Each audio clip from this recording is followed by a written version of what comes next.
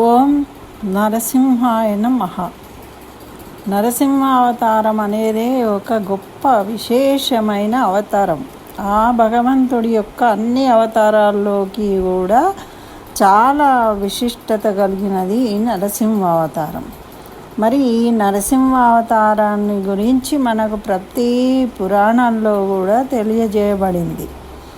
మరి నరసింహావతార ఆవిర్భావ ఘట్టాన్ని భగవంతుడు ఎక్కడ ఉంటాడు అంటే, భక్తుడు ఎక్కడ చూస్తే అక్కడ ఉంటాడు. భక్తుడు ఇందుగలడందు లేడని సందేహం వలదంటాడు ప్రహ్లాదుడు.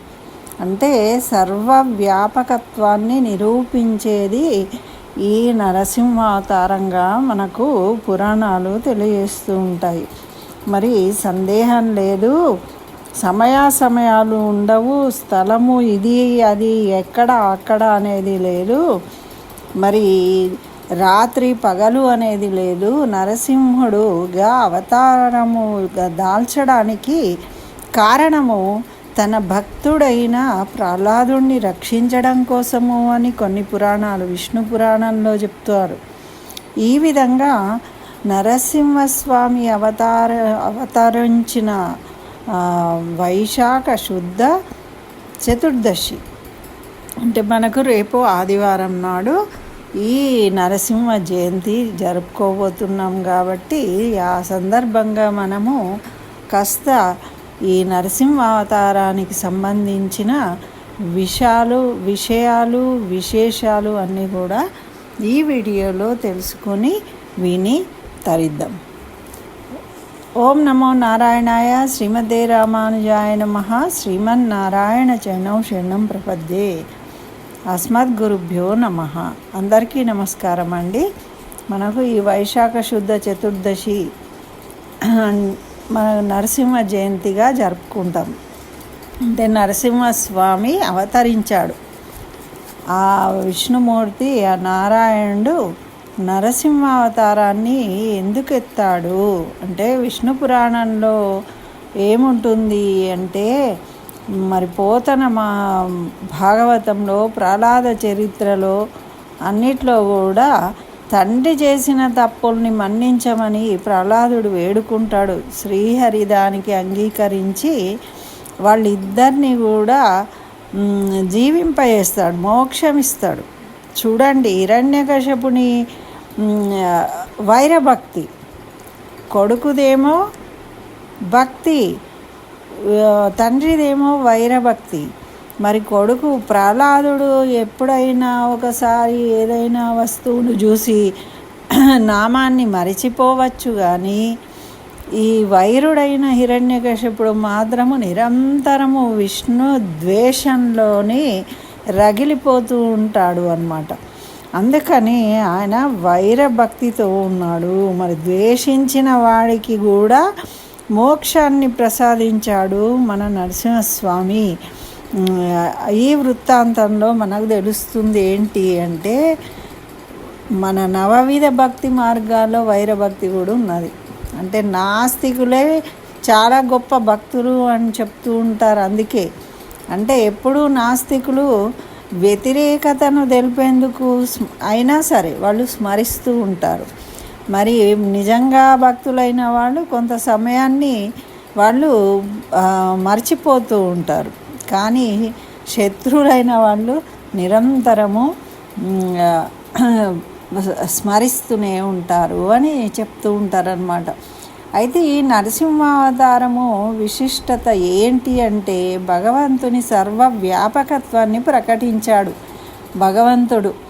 మరి ఆర్తత్రాణ పరాయణుడిగా పిలిస్తే చాలు, నేను సిద్ధంగా ఉన్నాను మిమ్మల్ని రక్షించడానికి అని నిరూపించాడు. అలాగే భక్తుని నమ్మకాన్ని వమ్ము చేయను, నన్ను నమ్మిన వాళ్ళను ఎప్పటికైనా నేను రక్షిస్తాను అని కూడా నిరూపించాడు.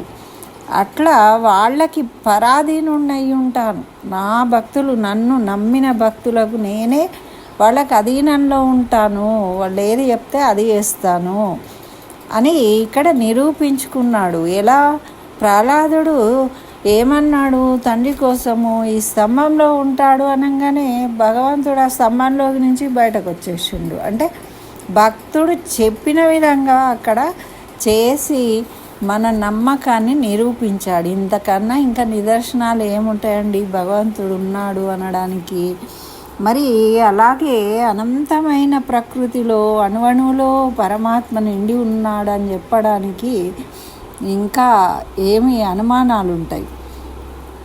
అందుకే మరి ప్రహ్లాదుడు అటువంటి అనుమానాలు లేక భగవంతుడి మీద సంపూర్ణమైన నమ్మకం ఉంది కాబట్టే ఆ స్తంభం వైపు చూపించిండు. అలాగే భగవంతుడు తను నిరూపించుకున్నాడు భక్త పరాధీనుణ్ణి అని. మరి ఆ స్తంభం చీల్చుకునే భగవంతుడు నరసింహుడిగా ఆవిర్భవించాడు. మరి అటు మరి దైవ చింతన, దైవం పట్ల నమ్మక ఉంటే ఎంతటి మహత్తు, ఎంతటి గొప్ప శక్తినైనా ఎదిరించవచ్చు. భక్తుడు భక్తి కలిగి ఉంటే చాలు. ఆ భక్తి అనేదే గొప్ప శక్తి. మరి హిరణ్యకశ్యపుడు లాంటి అసుర శక్తిని ఏ విధంగా ప్రహ్లాదుడు తన భక్తితోని ఎదుర్కొన్నాడు. తన భక్తి వల్ల ఆ భగవంతుడే దిగి వచ్చాడు ఆయనను రక్షించడానికి. అంటే భక్తికి అంత అపరిమితమైన శక్తి ఉంది అని కూడా నిరూపించబడ్డది. ఇట్లా చెప్తూ ఉంటే ఎన్నో రకాలుగా నిరూపించబడ్డాయి వ్యాఖ్యానాలలో మనకు పెద్దలు తెలియజేసిండ్రు. మరి కూడా చూడండి ప్రదోష కాలంలో, అందుకే మనము ఈ నరసింహస్వామి జయంతి అన్నప్పుడు నరసింహస్వామిని ప్రదోష కాలంలో పూజించడం వల్ల మనకు విశేషమైన అనుగ్రహాన్ని పొందుతాము, మనకు అన్ని శుభాలు జరుగుతాయి అంటూ ఉంటారు. అట్లానే ప్రతి అవతారానికి ఒక మంత్రరాజం ఉంటుంది. కానీ నరసింహస్వామి మంత్రము చాలా గొప్పది. పూర్వము అన్నమాచార్యుల వారు వారి గురువు దగ్గర నుండి ఈ నరసింహ మంత్రాన్ని తీసుకుని వారు తరించిండ్రు. వాగ్గేయకారులుగా ఇప్పటికీ మనం వారిని కీర్తిస్తూ ఉన్నాం. అంతటి మహానుభావులైనరు. ఏమీ తెలియని అజ్ఞానులు అంత గొప్పగా వారైపోయారు. ఎలా అంటే ఈ నరసింహ మంత్రాన్ని వారు ఉపాసించారన్నమాట. మరి అటువంటి మంత్రాన్ని మనము చదవాలి, పూజిస్తామండి. కానీ ఆ మంత్రాన్ని మనం కనుక పఠిస్తే ఎట్లాంటి శక్తి కలుగుతుంది, మనకు ఏమి చేస్తాడు భగవంతుడు అనేది ఇప్పుడు తెలుసుకుందాము. ఆ మంత్ర రాజము ఏంటి అంటే ఉగ్రం వీరం మహావిష్ణుం జ్వలంతం సర్వతోముఖం నృసింహం భీషణం భద్రం మృత్యోర్మృత్యుం నమామ్యహం. ఇది నరసింహస్వామి యొక్క మంత్ర రాజము అంటారు దీన్ని. చాలా గొప్ప మంత్రం కాబట్టి మరి దీని గురించి మనం తెలుసుకుందాం. ఇక్కడ నరసింహ నామ స్తోత్రములో ఇది ఒక నామం నృసింహుని యొక్క తత్వాన్ని ప్రకటిస్తూ ఉంది. ఇందులో ప్రతి ఒక్క నామం కూడా మరి ఉగ్రం అంటే నృసింహుడు ఉగ్రమూర్తి అయినా కూడా విన్నంత మాత్రాన్ని అంతర్గత బహిర్గత శత్రునాశనం జరుగుతుంది. మరి ఆ నరసింహస్వామిని తలుచుకుంటే మనలో ఉన్న నెగటివిటీ అంతా వెళ్ళిపోతుంది, బయట నుండి వచ్చేది ఆగిపోతుంది, లోపల ఉన్న నెగటివిటీ అనేది తొలగిపోతుంది మన శరీరంలో ఆ నామాన్ని ఉచ్చరించగానే. మరి వీరం సకల కార్యాలు జరుగుతాయి. అటువంటి శక్తి మనం పొందుతాం అన్నమాట. ఏ పని చేయాలన్న కార్యకారణాలకు శక్తి అనేది ఉండాలి, వీరత్వం అనేది ఉండాలి. ఆ వీరత్వం వల్లనే మనం ధైర్యంగా ముందుకు వెళ్ళి ఆ పనులు చేస్తాం. ఎప్పుడైతే మనం ధైర్యంగా చేస్తామో మనకు అవి మన సొంతం అవుతాయి. అట్లా కార్యకారణ స్వరూపునిగా నరసింహుడు అన్నమాట. వీరం కలిగిన వాడు అంటే ధైర్యం వచ్చేస్తుంది మనకు. ఆ నామాన్ని స్మరించగానే. అదేవిధంగా మహావిష్ణు అంటే అన్ని లోకాల్లో అంతటా ఉండే నరసింహతత్వం ఇది. అంటే సకల ప్రపంచంలో అన్ని జీవరాశుల్లోనూ ఉంటాడు. తానే వ్యక్తంగా కొంతమందికి తెలుస్తూ ఉన్నాడు అని, కొంతమందికి కనబడతాడు, కొంతమందికి కనబడాడు. ఎప్పుడో మనకెవరో సహాయం చేసినప్పుడు అబ్బా నువ్వు దేవుడిలాగా వచ్చావు అంటాము, కానీ రోజు కనబడుతున్న ఆ మనిషిలో దేవుడు ఉన్నాడని గమనించము. కానీ మనకు సహాయం చేసినప్పుడు మాత్రం మనము దేవుడిగా భావిస్తాం. అట్లా వ్యక్తం అయినా కాకపోయినా కూడా సర్వవ్యాపకంగా ఉంటాడు ఆ మహావిష్ణువు అనేది. కాబట్టి మనకు ఎక్కడ పోయినా కూడా ఆయన మనకు తోడుంటాడు. మరి జ్వలంతం అంటే ఇదొక యోగతత్వాన్ని తెలుపుతూ ఉందట. సకల లోకాల్లో సర్వ ఆత్మల్లో కూడా తేజస్సును ప్రకాశింపజేస్తాడు. మరి జ్వలింపజేస్తాడు అంటే మనం ఉన్నాము అని తెలియవరుస్తాడు. మనము చీకట్లు కూర్చున్నాం అనుకోండి, అక్కడ ఎన్నో వస్తువులు ఉంటాయి, మనకు కళ్ళు ఉన్నా కూడా మనకు కనబడవు. అవి ఎప్పుడైతే ప్రకాశితం అవుతాయో అప్పుడు మన కంటికి కనబడతాయి. అంతే కదా, మన కళ్ళు ఉన్నంత మాత్రాన ప్రతి వస్తువు కనబడదు. అందులో పరమాత్ముడు ఉండి ఆ వస్తువు ప్రకాశింపజేయబడ్డప్పుడు మాత్రమే మనం చూడగలుగుతున్నాము ఆ వస్తువులను. చూపు అనేది మన కళ్ళల్లో లేదు, ఎదురుగా ఉన్న వస్తువు ప్రకాశం మీద ఆధారపడి ఉంది. అదే జ్వలంతం అన్నిటినీ ప్రకాశింపజేస్తాడు, తేట తెల్లంగా తెలియవరుస్తాడు. ఏది మంచి ఏది చెడు అన్నీ మనకు తెలిసిపోయి మనము సన్మార్గంలో ముందుకు వెళ్ళడానికి మార్గాన్ని చూపిస్తాడు. అటువంటి నరసింహస్వామి జ్వలంతం. మరి సర్వతోముఖం అంటే ఇక్కడ చూస్తాడు, అక్కడ చూడడు, ఇక్కడ ఉన్నాడు, అక్కడ లేడు అని కాదు, సకల విశ్వాన్ని చూస్తాడు పరమాత్ముడు. మనం ఏదో తలుపుచాటు పోయి ఇక్కడ సూర్యుడు లేడు లేకుండా భగవంతుడు చూడట్లేదు అనుకోవడానికి లేదు. నువ్వు ఎక్కడ ఉన్నా కూడా సర్వతోముఖం అన్నీ చూడగలుగుతాడు. అతను అనంతమైన వాడు, అనంతమైన ఆయనకి మరి అన్ని చేతులు ఉన్నాయా, ఎక్కడికంటే అక్కడికి వెళ్తాడంటే మనలాంటి వాడు కాదు కదా.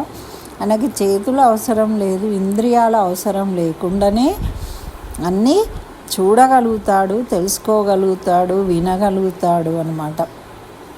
నృసింహం సకల జీవుల్లో సింహం శ్రేష్టమైంది కాబట్టే ఈ సింహం రూపంలో వచ్చాడు భగవంతుడు. మరి పరమాత్మ లోకాలను ఉద్ధరించాలి అన్నప్పుడు శ్రేష్టమైన దానిలాగా ఉంటాడు కదా. అందుకనే ఇక్కడ ఈ ఉగ్రత్వాన్ని, వీరత్వాన్ని ప్రదర్శించడానికి శ్రేష్టమైన సింహం రూపంలో అవతరించాడనమాట. భీషణం అంటే శాసన శక్తి, శాసించే పవర్.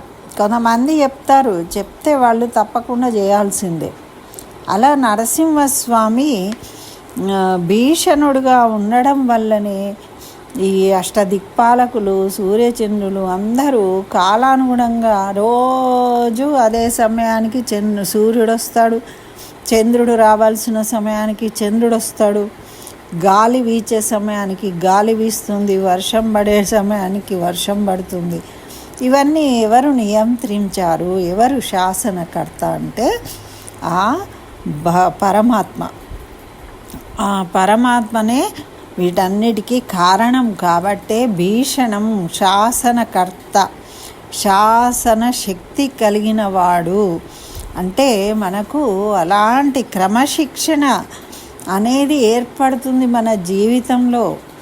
మన జీవితంలోని శాసించి మనను ఒక యోగ్యులుగా తయారు చేయగల శక్తి ఉంది ఆ భీషణం అనే పదంలో అన్నమాట. భద్రం అంటే భయాన్ని కలిగించే భీషణుడైన పరమాత్మే ఆ భయాన్ని పోగొట్టే. ఒకసారి తండ్రి కొడుకును గారాబం చేస్తాడు, మంచిగా కూర్చోబెట్టుకొని నాయన ఎంత ముద్దుగా ఉన్నాడు అది ఇది అనుకుంటూ మెచ్చుకుంటాడు. అలాగే తప్పు చేసినప్పుడు కోప్పడుతూ ఉంటాడు. అలాగే నరసింహస్వామి ఆ పరమాత్మ తత్వం ఎలా ఉంటుంది అంటే భీషణుడై శాసిస్తాడు, నువ్వు ఈ పని చెయ్యాలి అని.